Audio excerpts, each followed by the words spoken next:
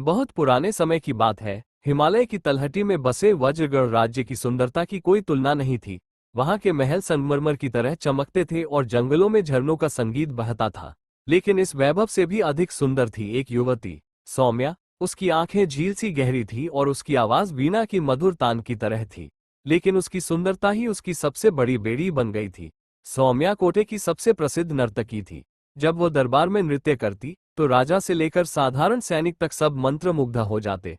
लेकिन जब महफिल उसकी अदाओं पर मोहित हो रही होती, तब उसकी आंखों में एक अकेला आंसू छिपा होता जिसे कोई नहीं देखता था। एक दिन वज्रगढ़ में एक ऋषि का आगमन हुआ।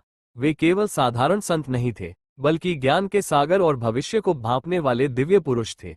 रात के अंधेरे में जब महल उत्सव की रोशनी में डूबा था, सौम्या चुपचाप संत के आश्रम पहुंची।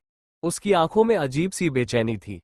उसने कांपते स्वर में पूछा, गुरुदेव, क्या एक नर्तकी कभी सम्मान पा सकती है? संत मुस्कुराए और बोले, गुलाब की पंखुड़ियों पर कीचड़ गिर जाए तो क्या उसकी सुगंध कम हो जाती है? तू अपवित्र नहीं है। उस रात सौम्या ने ठान लिया कि अब वो इस बंधन में नहीं रहेगी।